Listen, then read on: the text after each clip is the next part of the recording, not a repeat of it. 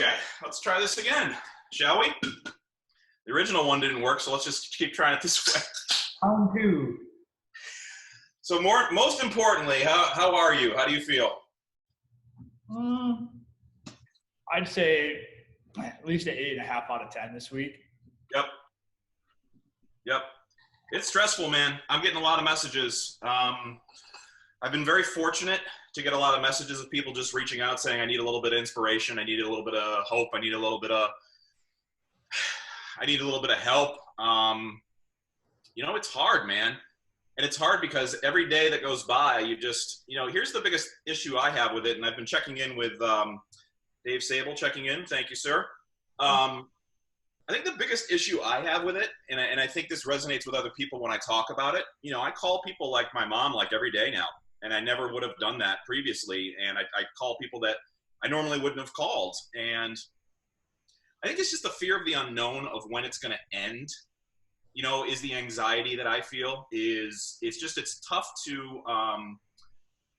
to figure it out because you're getting, and I'm not going to get political, but you get conflicting information from different sources. You hear your state governor saying one thing, then you hear some other people saying another thing about when it's going to end. I mean, we all want it to end. I mean, we're all in it for the same reason. We all want to go back to normal. We all want to go sit at the bar and order a burger and have a beer and sit on the boat and, go to the brewery and do all the things that we like to do. I think for me, a lot of it relies on what Siobhan is feeling on the front line. And I'm desperate to hear the moment she gets home, what is today's update? What is happening today? And I think she's starting to get a little more confident day by day as things start to happen. So, it's just, you just got to talk through these things. You have to have something like this happening in your life in order to get through. Yeah, I think that's the one thing that the big fear, I think, the first 2 or 3 weeks, I think everybody figured out physically what life is going to look like.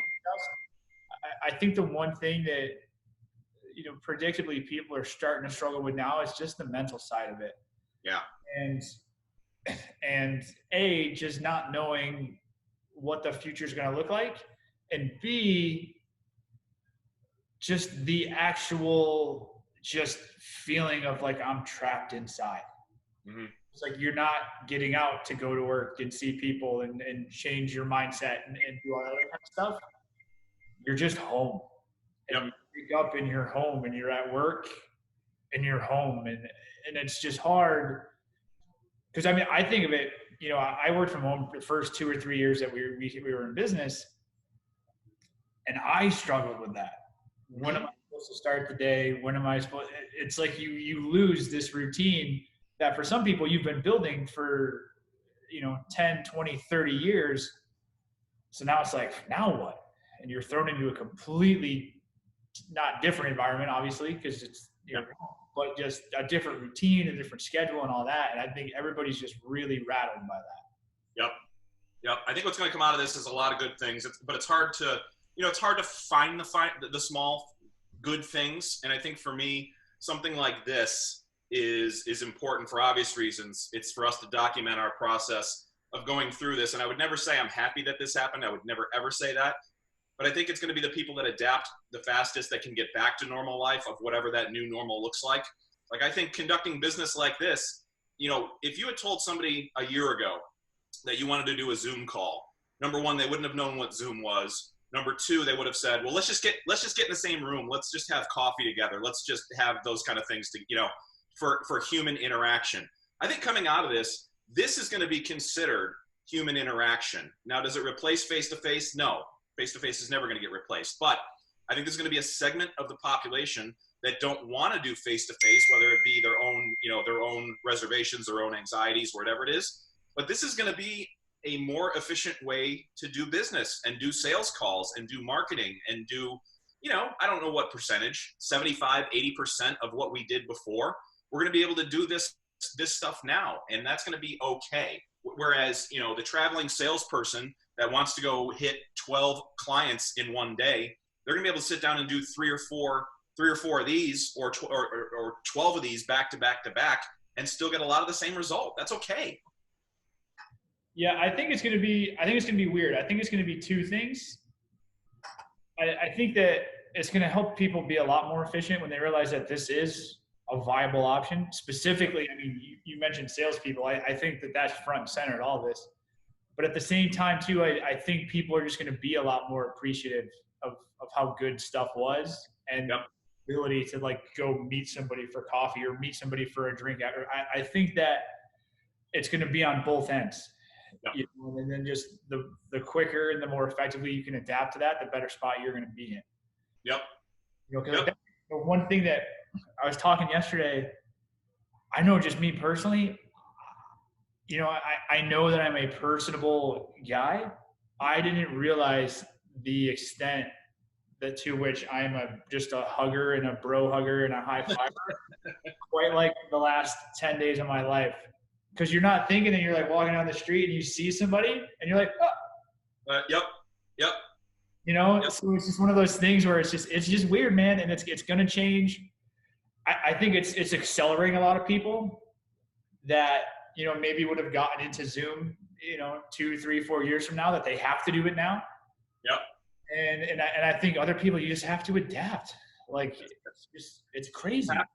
And there's going to be new normals. And I think the story I wanted to start with today is, I don't even think you know this story. And it, you know, those stories that, when you're trying to tell them, it's like, you know, do I really want to be that personal? And that's where it gets really hard, is it's like, do you really want to be that personal with a story?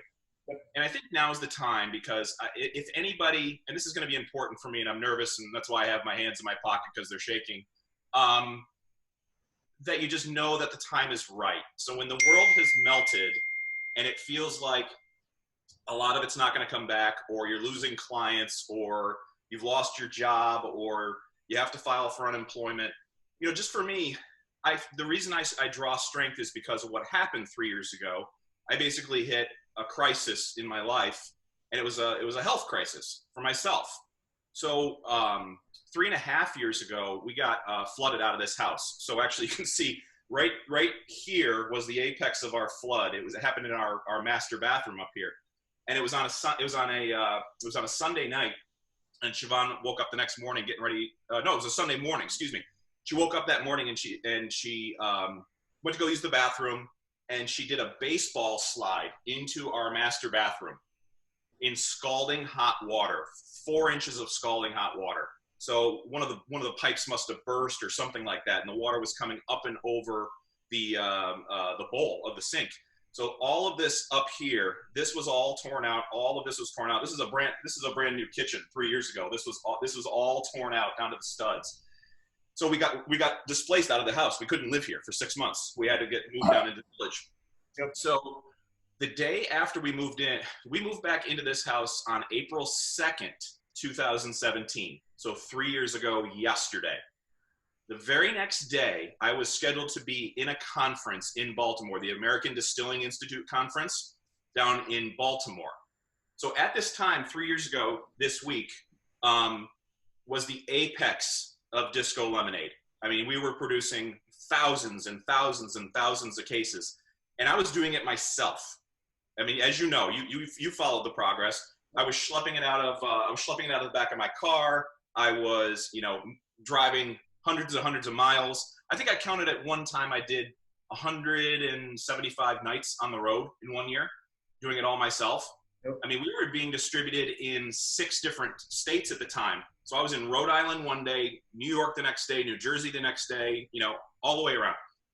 One of my story is, I was the guy that was doing the 2 Monster Energy drinks in the morning, and I was doing the 7 to 8 Diet Pepsis in the afternoon in one day. And this goes back to, you know, you have to take care of yourself first, or all the stuff around you is just going to go to garbage, right?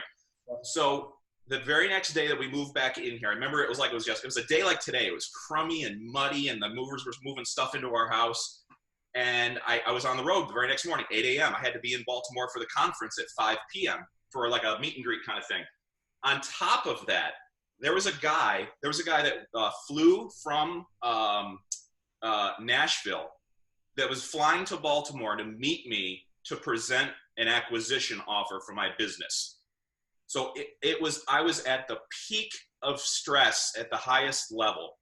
So I got in my car, 8:00 in the morning, stopped in Tully, got my 2 Monster energy drinks, got everything there.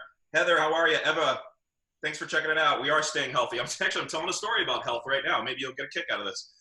I picked up my 2 energy drinks, picked up my half a case of Pepsi, and I'm just cruising, 80 miles an hour going down 81. About 3/4 of the way through Pennsylvania, which I hate driving through Pennsylvania, I started to get heart palpitations. You know how you get the little pings right here? And I didn't think anything of it. I was like, oh, it's, whatever. I was 40-year-old. I was in pretty good shape. And they started getting bigger and bigger and bigger, these heart palpitations. So I would just keep drinking my Diet Pepsi, keep drinking. So all of a sudden, I'm in the middle of nowhere in Pennsylvania. And I remember it like it was yesterday. I was looking out of my windshield, and this dark circle started going like this, deeper, tighter and tighter and tighter, until it got to the point where it was like this. That's all I could see out my front windshield. So I called, it's still shaking. So I called Siobhan. She was on the floor at the time, and I don't remember this conversation. I started screaming at the top. Apparently I was screaming at the top of my lungs that I was scared. I didn't think I was ever going to see my kids again. I was starting to crash, literally.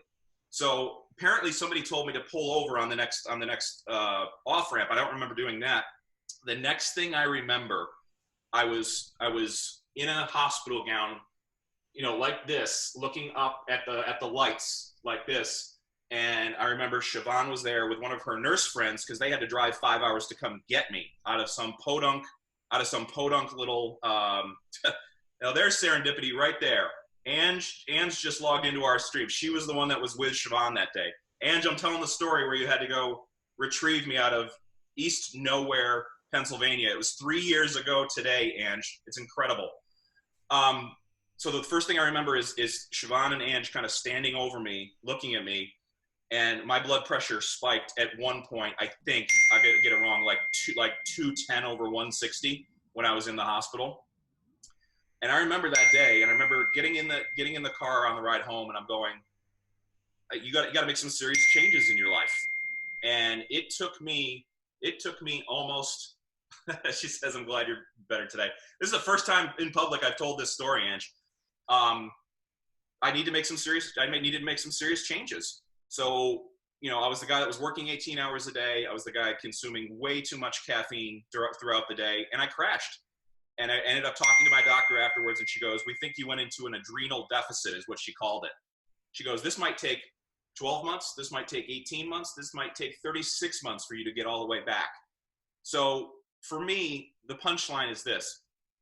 I think everybody kind of goes through that at one point in their life. They kind of have their own personal crisis or whatever it is that they're going through. But right now we have a global crisis. We have a crisis that everybody's coming through. So my bottom line is this. I pulled myself up. I made myself better. And until obviously the last 3 weeks, I felt as though I was the best I've ever been professionally, the best I've ever been personally, the best health I've ever been in my entire adult life. So it can be done, is what I'm trying to say. And for me, I think if anybody can pull from that to say it is a very, very dark hour right now for people, but people, you will come back. You will get through this. And there will be a time where you feel as good as I did, 3 weeks ago. So I appreciate you listening. That's a story I've only shared with very close personal friends and family, and serendipity again. One of my best friends just logged in. So if anybody can get anything from that, I hope you can. Well, and I think the big part about that too is perspective that can come with that. And we talk about it a lot on the show and just in person. It's easy to feel like, specifically in the entrepreneurship business owner world, yep, it's easy to feel like the choices that you make are life. Exactly. And Like they're just not, and even for as heavy as a lot of this stuff is right now, it can feel like you're making life and death decisions. Yep. When you break it down, even like worst case doomsday scenario where you got to pack it up and start over, Yep. as intense as that is, even that's still not a life and death decision. So when you talk about stuff like that, where you literally are going so fast and you're so focused that you don't stop to think that I'm consuming 600 grams of caffeine a day, you don't realize where like sometimes the world's just going to make you stop and be like, chill, man. Like, Yep. like I know I'm guilty of, like, you tell me all the time, like none of the stuff that we're doing is life and death. Like it's going to be okay, and it's so hard because you get so focused and you go so fast that you need to remind yourself to stop like that sometimes. Yep. Even all the personal shit that I got going on right now, you get all worked up over, like, oh my God, are we gonna have to defer payments for a couple of clients? And it's like, motherfucker, shut up. Like that's not, you know what I mean? Like the things that we think are super big, they just aren't. And I think that, props to you for sharing that. And I think if anything, it's a good reminder for a lot of people, for as intense as things are right now. And they are. Like I get it. You and I are both very fortunate. We're like, our business model is not really being disrupted very much at all. Mm-hmm. And there's other people that got flipped on their head. Even that's a reminder. Like we could be driving down the highway and get hit by a bus tomorrow. Yep. That's way worse. So I think it's just a perspective thing, man. Yep, it is. And I'll just a cherry on top of my story is right before I flipped this live on, we live across the street. We live across the street from a cemetery. And, Siobhan didn't like it when we moved in because of that, and it kind of gave her the heebie-jeebies or whatever. So, I mean, you want to talk about what is important. I just saw, right before I turned this on, this is a little heavy and I apologize. I just saw a hearse go by with the grave digger. And literally somebody was just put in the ground across from my house. I mean, that is just, you want to talk about perspective, that is exactly what we're talking about. So did you lose a client? Yeah, that sucks. Did you lose your job? Yeah, that sucks. But, at least, at least that's not happening to you. So I think, having that sort of perspective it's hard to talk about, and but I think people are having super real conversations right now because it's necessary. We're in a very, very dark time. When we do come out of this, and you know me, I'm the eternal optimist. When we come out of this, people are going to have a short time. People are going to have a short time to do whatever they want. You and I talked about this last week. The last excuse has been removed to do whatever you want. And if you want to come out of this with a new skill, a new career, I had a buddy text me this morning. He goes, my position was just eliminated. I've been there 12 years. He goes, I think this is the time for me to make a switch. I go, dude, you're gosh darn right. Now is the time to make a switch. You can do anything you want. It may not be on your terms. It may not be the timing that you want to do it in, but you will be able to do that at some point. So if you're going to use this as an excuse to stop, I can't get down with that. If you're going to use this as an excuse to do something different, then I'm all in behind that. That is the absolute right attitude to take. And that's how we, it's cliche, but it's true. It's not what happens to you in life. It's how you react to it. And that's what we can control, because when everything else feels out of control around here, it's very hard to control the small things, but that is one thing we can control. 1,000,000%. It's just, it's a matter of how you're going to respond to this, and I think that's the one thing that I don't take comfort in, but like, this isn't something that like just happened to me or just happened to you. Right. Everybody, like down to a global level, is going through this. So it's not like you've been stopped in your tracks and everybody else is still going and you're going to be miles behind them. Yep. Everybody's going through this. Everybody's slowing down. So it's two things. It's an excuse or it's an opportunity. Yep. Like I think like we've seen it. Like I've written more blog posts and LinkedIn articles in the last 72 hours than I have literally the rest of my life put together. Yep.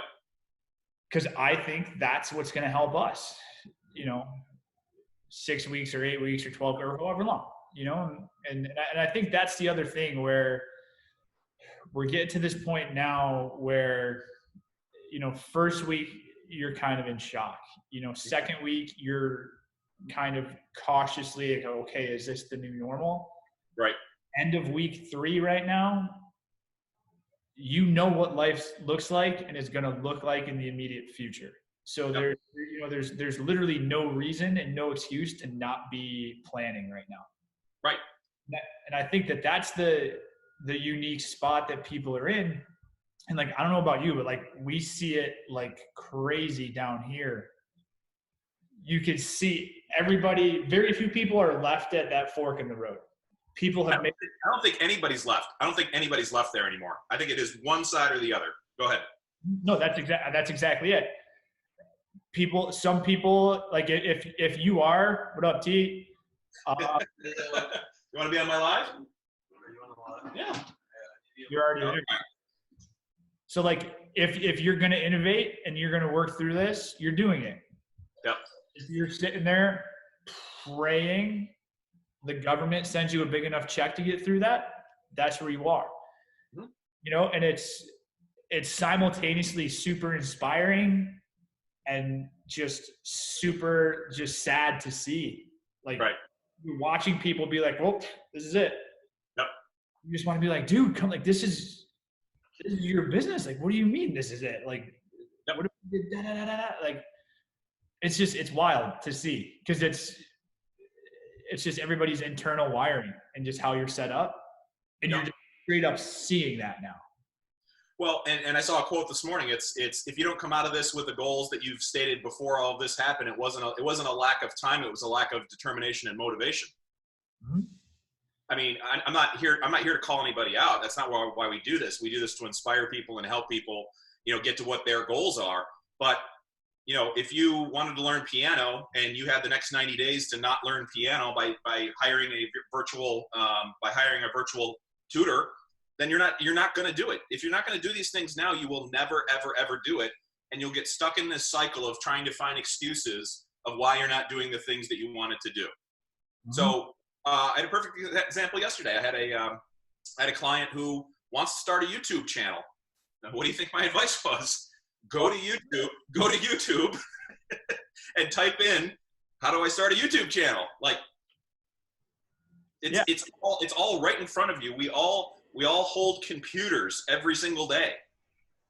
You have more. I don't have my Apple Watch on today, but like literally there's more computing power in an Apple Watch than like every president before Ronald Reagan had to run the fucking country. And you're like, what? But it's true. I love it. Let's get tactical. We got people in Facebook. Any questions we can answer for you? We're talking business. We're talking personal branding. We're talking, you just got pushed off a cliff. What do I do next? We're answering all of those kind of things. One of the questions that I had that was actually texted to me was, what sort of side hustle can you do kind of in the interim? What can I do short term? What can I do, to put food on my table? And one of the things that I'm really proud of, very proud of actually, is this whole musician gig economy that just got blown up. And I'm working with a client at Skinny Atlas, and he sent me a screenshot of a Facebook post of a musician who I think he's down in Ithaca, and he lives very simply, no kids, no girlfriend, no nothing. This dude just wants to sit on a stool, play guitar 4 nights a week, collect his $50 from the bar, and pay for his one bedroom studio apartment. So he put on Facebook, he goes, I don't know what to do. I'm usually the most optimistic person. I can't even put hand to mouth right now. What do I do? So he sent me a screenshot of this post, and his name's Lee. Lee goes, we have to help this guy. What can we do? And I said, you know what? I know a little bit about Twitch. I know a little bit about people that are successful on Twitch. Let me reach out to some people. So this brand in Skinny Atlas is sponsoring musicians right now, sponsoring musicians by buying them the equipment they need. They're buying them a laptop, a camera, a microphone, and they're showing people how to get on Twitch in exchange for a 3-month sponsorship. And the reaction that I'm getting from these musicians, I mean, it is just straight emotion. It is just straight emotion, because somebody's reaching out at their darkest, deepest time and saying, I know what you need to do, and I'm willing to help you. So it's that kind of innovation that's going to come out of something like this, and that sort of side hustle. We have one guy who has 700 followers already, and he has almost 200 subscriptions on Twitch. And for those that don't know Twitch, that means he's put it in. He has about $1,000 in his pocket every month because those people are subscribing. So he got to a point where he texted me last week. He goes, I don't know if I'm ever going to go out and play at a bar again. He goes, if I can continue to subscribe and have people send me money and bits and subscriptions and tier 1, tier 2, tier 3 subs, he goes, I might make more money. I don't have to schlep my piano into the back of out of a bar at 1:30 in the morning and make more money and sit at home with my 6-year-old daughter. That's what I'm talking about. Yep. The way that I describe to people, to kind of go back to like that first, like what could you do right now in the immediate future? Call it a side hustle, call it whatever you want to call it. To me, it's as basic as, back when I was working with my class at BU, the entrepreneurship kids, I drew a Venn diagram on the board. Mm-hmm. One circle was things that you love doing. Mm-hmm. The other circle was things that you are genuinely good at. And the third one was anything that people will get value in, tactical value, entertainment value, whatever. And I'm like, if you can come up with an idea that sits in the middle of all 3 of those circles, where you check all 3 of those boxes, then you have something. But only if you have all 3 of those. Like if guys, like if they love like playing music live on Twitch and people like it, but they sucked, they wouldn't be getting any money. if they had the talent to do it, but they didn't love it enough, so they wouldn't be making any money. So you have to check all 3 of those things. You know what I mean? Like if we did what we did, but the marketing and branding ideas that we came up with fucking sucked and didn't work, we wouldn't be here. Yep. If we didn't love it enough to put in however many hours and invest time in making ourselves better, we wouldn't be here. Yep. So I think that's the thing. Everybody seems to want to jump right to that, how am I going to create value, or what problem am I going to solve? And that's just where they go. They don't ever stop to think, do I have any sort of talent to do this? Yep. And do I have any sort of, like, I don't want to use the word passion, to go do it? Because telling a kid or telling a person to find their passion is one of the most dead-end conversations ever. But like, that's where I think the mindset has to be. And when you think that way, with the infrastructure and just the way the internet works now, you could literally do anything. Anything. Like the fact that, like, one of my favorite things, and like, they're not monetizing it, but it's just funny. Like Joe Buck has been doing it, and like Doc Emmerich, who, if you don't think he's the greatest play-by-play person, you're just wrong. They've been having people send in videos of their quarantine life, and then they'll dub over and like all play-by-play. It's the best thing I've ever seen. Like Doc Emmerich, some guy changed his windshield wiper for him. Look it up on Twitter. You won't regret it. Doc Emmerich called it like he was calling Game 7 of the Stanley Cup Final. I watched it 100 times. But I guarantee you, if they were a struggling play-by-play announcer and they did that, you can $5 or $10 for a 30-second thing. It's amazing. It's amazing what people will do right now. I love seeing all of my favorite artists going live. I love my DJ buddies that are going live and spinning tunes from their house. I mean, I got a buddy who's on a local radio show. He's going to go live from his house tonight. He's going to do like a house party. And I'm going to have it on my big screen. I'm going to turn my stereo on. I'm going to have a couple glasses of wine, and I'm going to interact with him on Twitch and just be like, dude, this is incredible. Now, do I want the entire world to go that way and get rid of concerts and and meet up at bars. No. I think to your point about mental health, we can't let all of that go if we're safe doing it. But Siobhan and I were talking about it last night. She goes, wait a minute. She goes, a year from now, so I'm talking to her about all these musicians that we're sponsoring with this brand.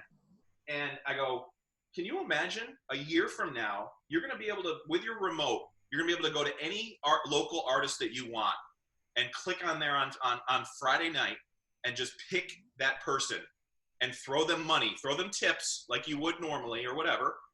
But you're going to be home. You're going to be safe. You can have a couple glasses of wine. You don't have to worry about DWIs. Don't worry about babysitters if your kids are younger. And that form of entertainment is it's just shifting the entire thing. But here's the bottom line for me.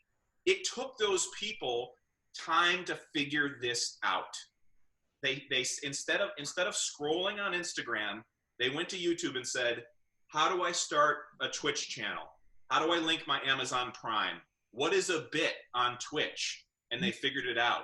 I told one of my artist buddies, he's a second grade art teacher in UAE.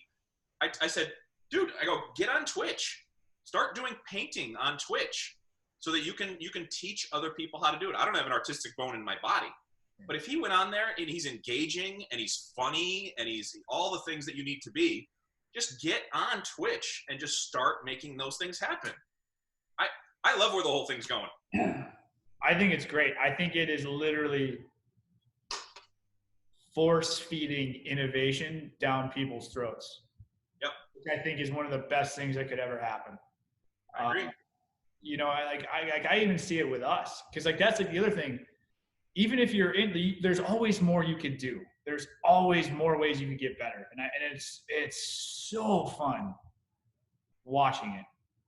Like we have just these just restaurants in town here. We're like, holy shit, do I feel for those guys? Because there's so much that is just out of their control there.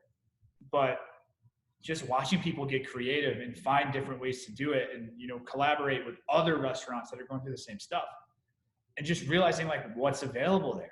There's bars that are literally having virtual happy hours with their famous bartenders that people go just to see them. You could buy, they're all different, but 4 to 6 to-go drinks, and then that's your whole night. And then it's just you're there. And that would have never happened if it wasn't for this. And that's going to lead to long lasting ideas and value props for them. And it's so cool to watch, because this is literally everything. I had a conversation with an on again, off again client earlier this week. And I'm this is literally forcing you to do everything that we've talked about doing for the last 2 years. Yep. And I'm I can't wait until we're sharing a beer 6 months from now, and you're going to be super quiet and then look over to me and be like, dude, you were right. Because it's just going to happen. This is a time where, obviously if you can still continue what you're doing and continue to make money, by all means do that. Yep. But for a lot of people, especially in the B2B space, especially when you're selling higher end shit in the B2B space where people just aren't spending cash right now, yep, you have no choice but to do what we scream at people to do every day, which is stop just trying to sell stuff on the first exchange and actually brand yourself, actually build relationships, actually, create a brand for yourself. Yep. And it's just so fun to watch that. And even just the first taste that people get of holy shit, this is going to work. And then you just see the look on their face. And then it's I'll give you a perfect example of what not to do. I will not call out this business because I respect it, but I'll talk about it in generalities. I got an email yesterday that a local recreational, how do I want to put this? A local recreational business is what I will say, sent out an email. And they sent out an email that their first communication after all of this happened, their first communication was, we hope you're well. They started off well. They said, we hope you and your family are doing well. in order to address this crisis, they said, you can start, we've, I have to be really careful how I phrase this. You can, there's a yearly membership that they do. Careful. I know, yearly membership. And because we know what's going on in the world, Garrick, Emma, how are you? Thanks for joining. You can now, you can now pay in installments in order to get your membership for next year. And I opened up the email and I go, you got to be freaking kidding me. Like, you have to be freaking kidding me that the first communication you had from that business to me was, you have the ability to pay in installments to enjoy my membership. It felt so cold, and it just felt so, unpersonalized. Whereas another facility in the same recreational thing sent out a personalized video. They did a personalized video from the owner saying, I'm so sorry that we're all going through this. We cannot wait to see you in our place next year. You're in our thoughts and prayers, that kind of thing. I go, night and freaking day right there. Can we call out the good one? Because I think I know who you're talking about there. Toggenburg Mountain. And Greek Peak by default. I saw that and I almost screenshotted it and texted it to you and asked if you talked to them. Nope. They did that on their own. So you know what? Cheers to you, Toggenburg. You did it right. Mm-hmm. And the gentleman who I'd never met before, honestly, he was sitting at his desk and he had a Toggenburg hat on, so he was fully branded out. And I'll be honest, he didn't look overly comfortable in front of the camera, but more importantly, he did it. He took the time to do it. And this goes back to our, to Pam and Herb up in Canandaigua. They're not comfortable doing it. They're straight killing it right now. Pam's over there doing selfies. She's doing live video. She's doing this. She's doing all this stuff, and she's making it personal. And I talked with them yesterday. I said, I've been working with them for 2 years. I said, your stuff has never been better than it has been in 2 years. Accurate. I mean, it's been phenomenal to watch them, because here's the bottom line for them. That's going to be part of their routine moving forward.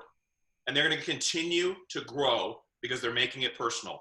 They did a homemade sign. I don't know if you saw that post. Herb was holding that homemade sign that said, "We miss you." And Pam's over there she's doing better selfies than I do. She's over there doing this. It was awesome. Wait until they see the return that they're going to get on it too. When this breaks, they're going to have the busiest summer they ever had. Yep. That's going to be so fun to watch. Yep. And here's the other thing they're doing, talking about, looking at different things. They're concerned about what do wine festivals look like this summer? What does the state fair look like this summer? What does all of that look like this summer, if it even happens? So what are they doing? They're putting together a baking series. One of their employees is an extremely talented baker, and she loves baking scones. She is so they have the Fusion series, which is the first wine and cider blend in New York State. Super incredible product. But instead of saying, you can still get our Fusions, we'll deliver, we'll do this, we'll do like every other winery in New York State.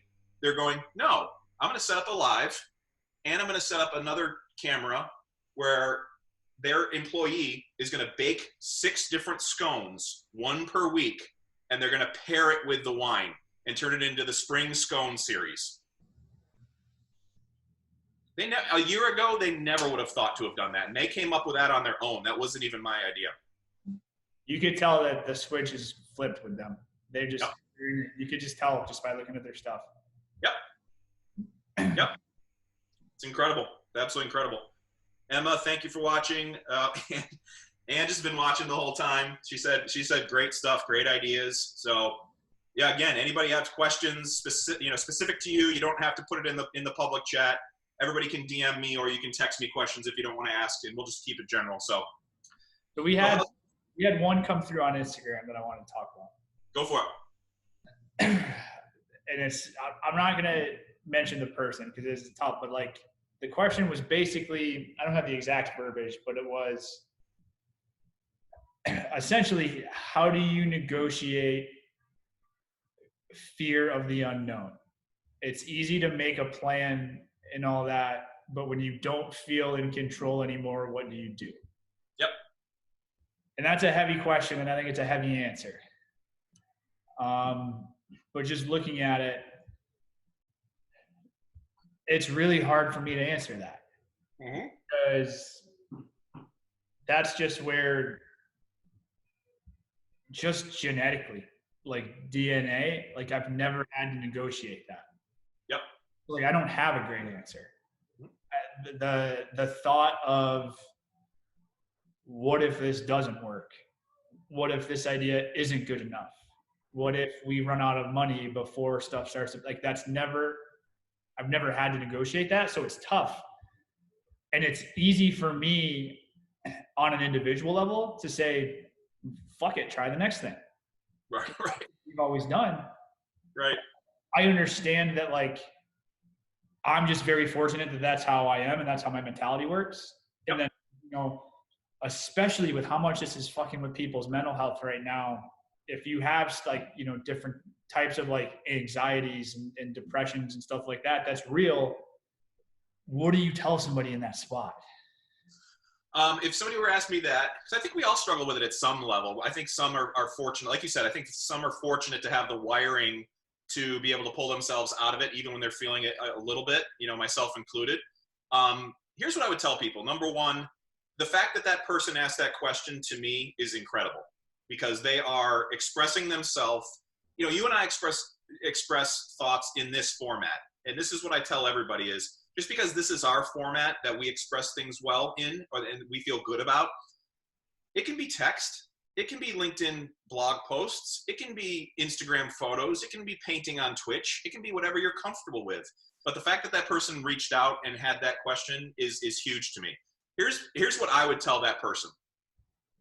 I think they need to find somebody that has gone through it and has come out on the other side, and attach yourself to that person. And I'm a big fan of everybody that works with me. They always make fun of me when I say it. I'm a big fan of this term. I'm a big fan of not recreating the wheel.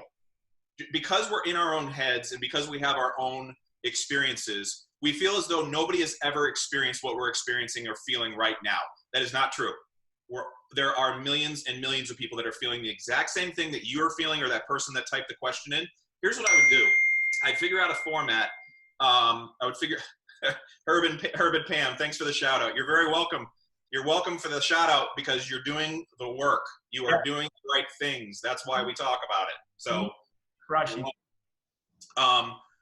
I would reach out to somebody in some format, whether it be an online counselor or somebody that you can pair up with. Maybe it's some sort of a group or affiliation you're with, something you can do anonymously, but find that person.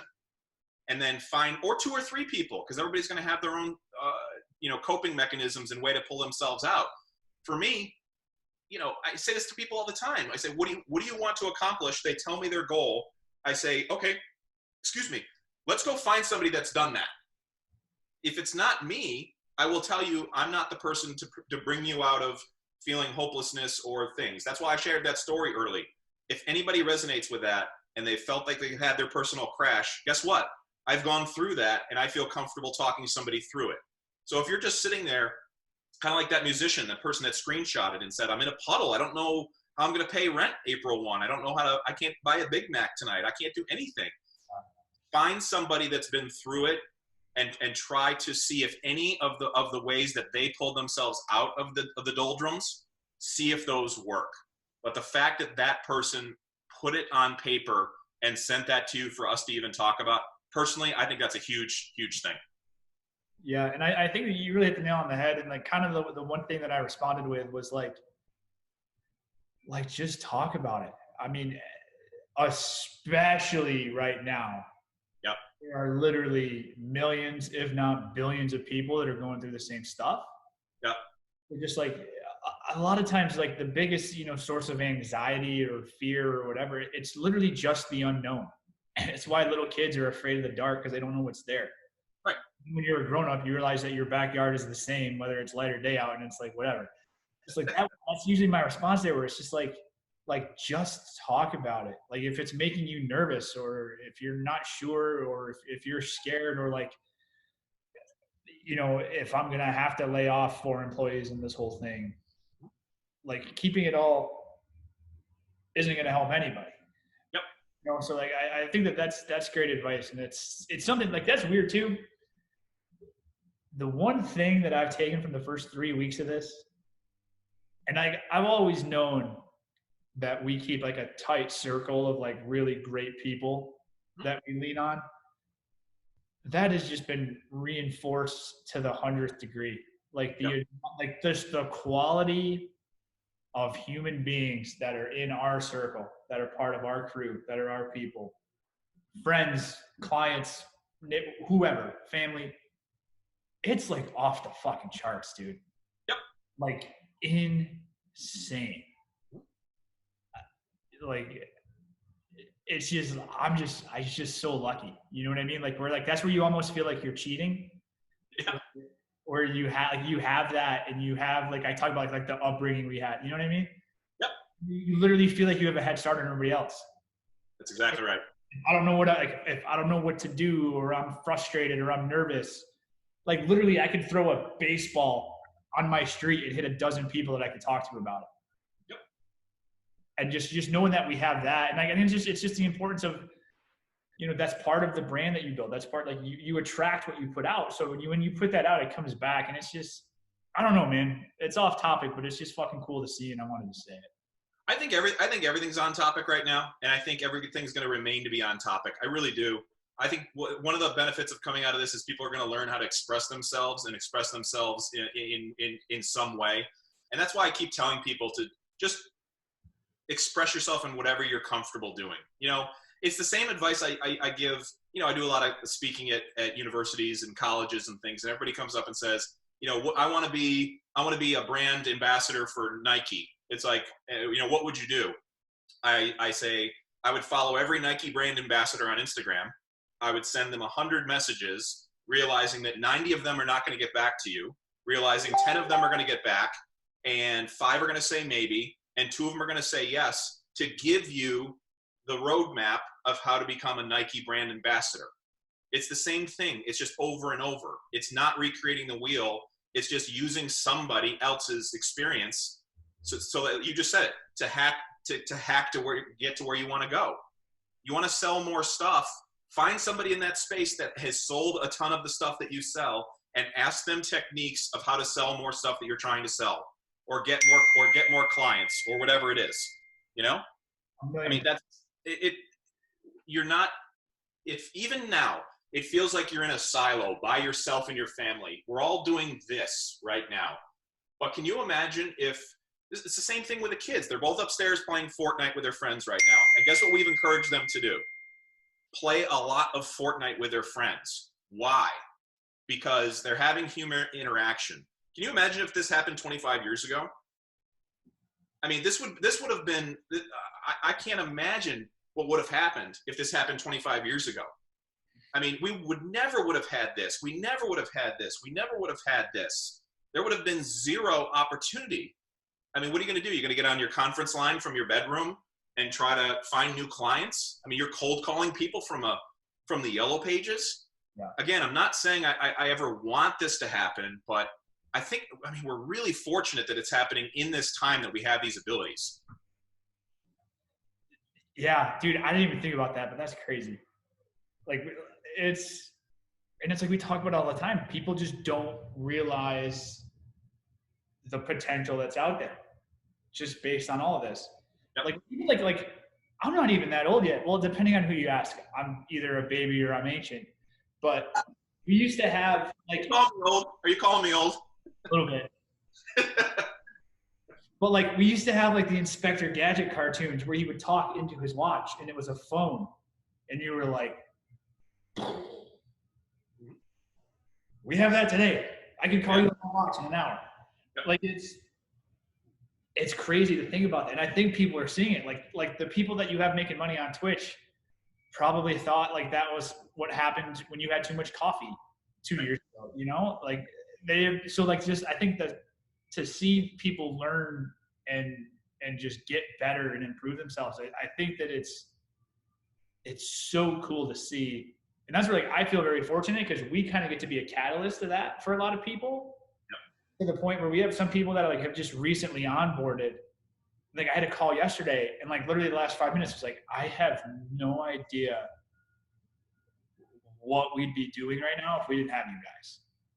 Which that just, I felt like the Grinch. My heart just grew like 10 sizes, you know? Yep. So like, it's just cool to see.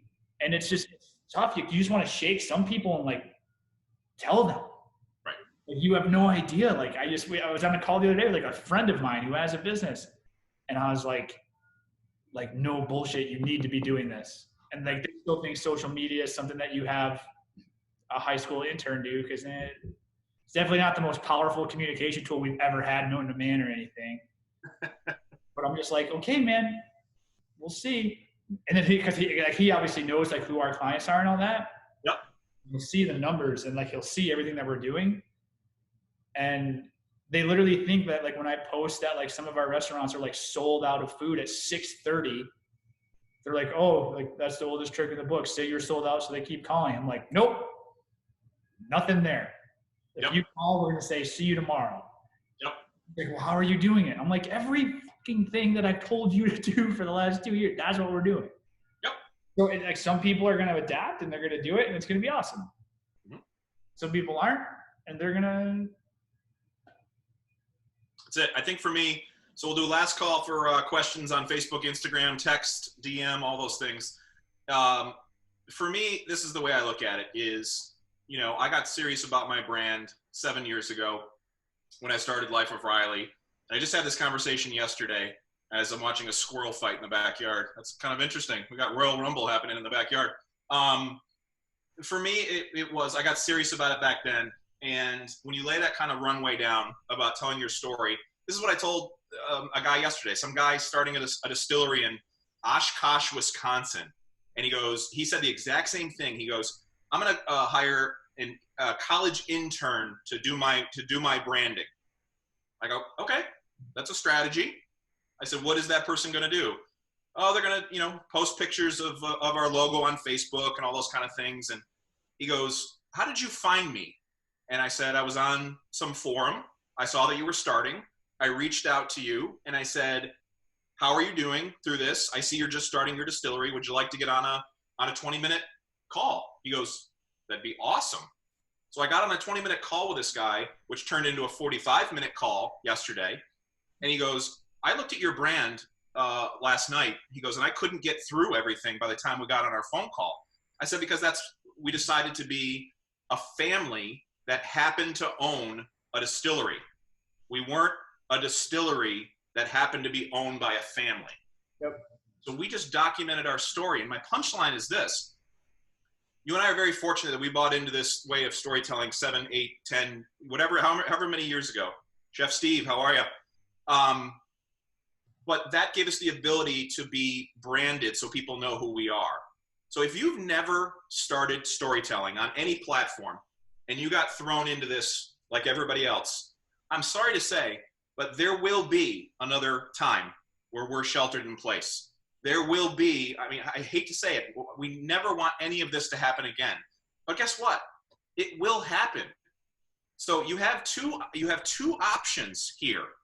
You can either start today, and in 7 years when we have another pandemic, you could have been branding yourself and finding opportunities the entire time so that when you get to pandemic in 7 years, you're okay like you and I are okay right now.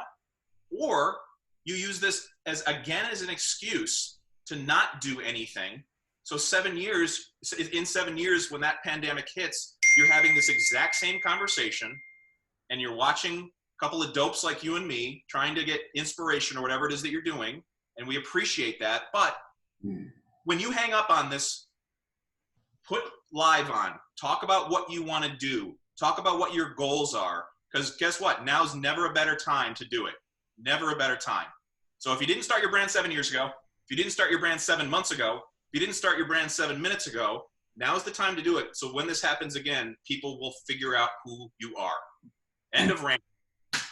And I think too, just to kind of take that a step further and even bring it a little closer to real life, I think that, this is obviously unprecedented circumstances, but I think at the same time, it's also kind of a roadmap for how you can and how you should navigate slower times in your season, what to do when we live in upstate New York and get 2-foot snowstorms every winter that shut things down for a week instead of 3 months.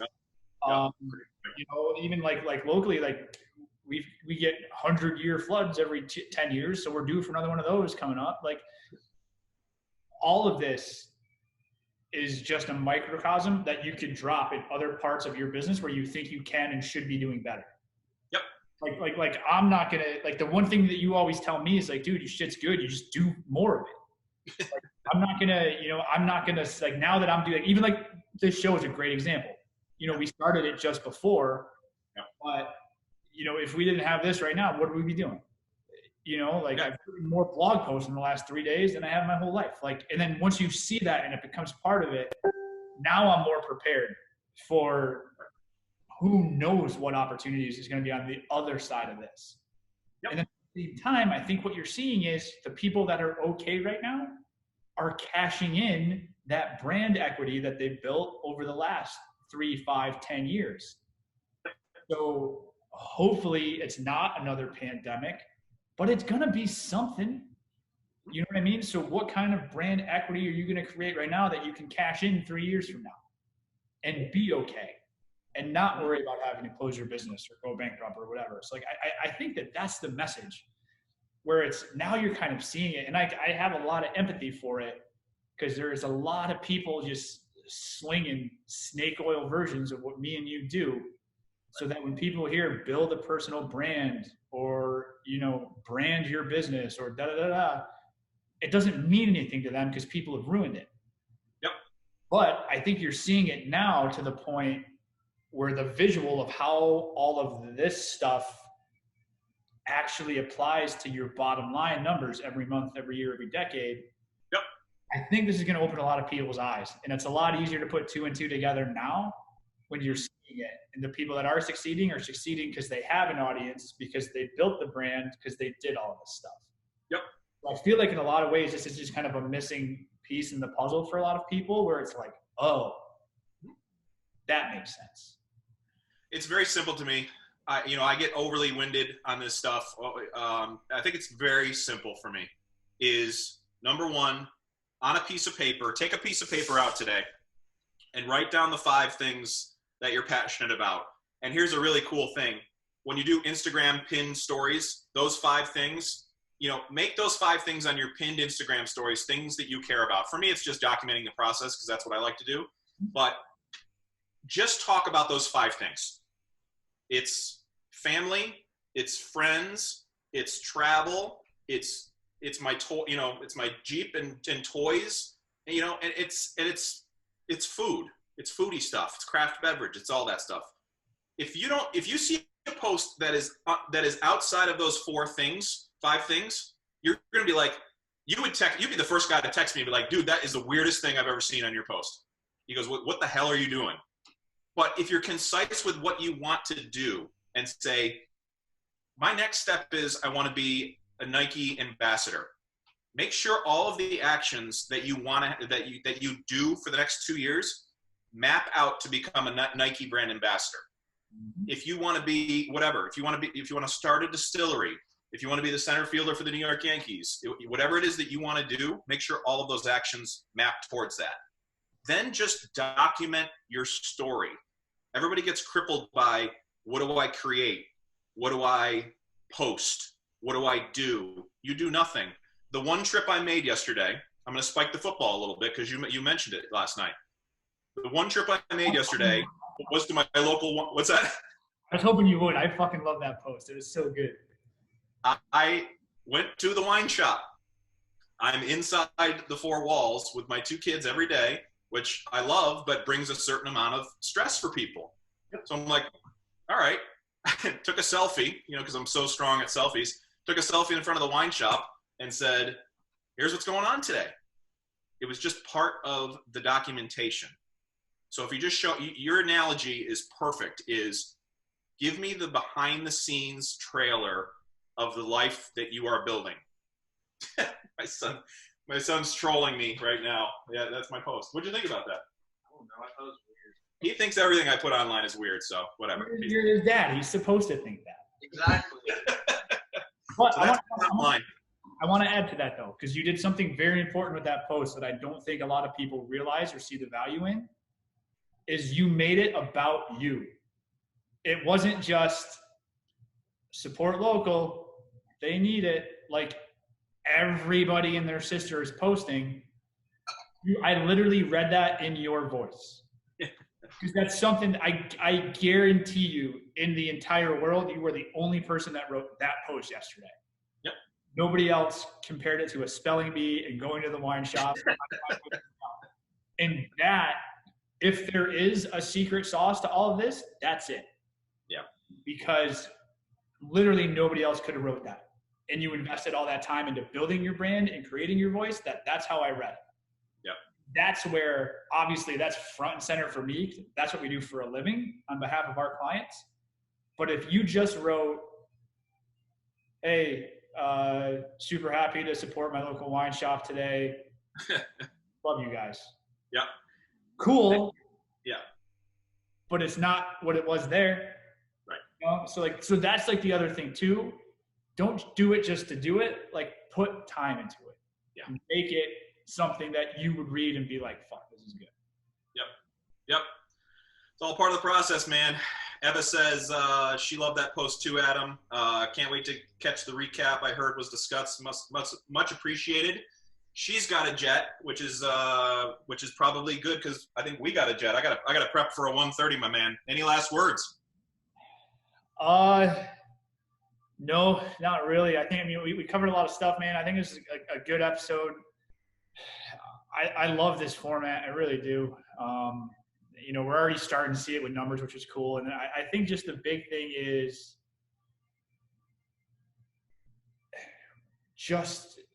we just got to talk about stuff as a whole, personally, professionally. I don't think that any of this has ever been closer to the forefront than it is now. Yep. And I think just the one thing, especially in the coming weeks, is just the mental side of stuff as we start to just kind of just go. I feel like it's been the movie Groundhog Day for the last 3 weeks. It's like you have just one day over and over and over again. Yep. I think just be cognizant of that to everybody, and just, make sure you're taking care of yourself and everybody else. But that's it, man. Well, I appreciate you listening, as always. I appreciate everybody. Again, I can't believe how many people are joining these things on different formats. We haven't even expanded. We just now started to expand into podcast formats, so that we'll have to figure out that. We'll have to figure that out too. But you know what? We're going to go to YouTube and say, what's the best way to distribute podcast content? I mean, this is what we're doing. We're trying to document our process of building our personal brands and evolving with the times, so that anybody, if you get one person to watch a live video, that means that one person is dedicating their time, which is the most valuable asset you can ask from someone, to watch your stuff. If you get 12 views on your Instagram story, 12 people watched your Instagram story.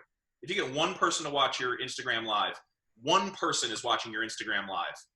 So my bottom line is just document what you want to do, and one is always greater than zero. It just is. And just be thankful. No matter what size audience you have, be thankful for the audience that you have. Those people have said, I want to spend my time consuming your content, or watching your painting, or watching you DJ from home tonight, or doing all the things that you want to do. I mean, aren't we lucky? That was what I have to say. Could not agree more. All right, dude. I'm going to finish my Facebook Live. Thank you, everybody, for joining. And we'll see you next Friday. Yes, sir.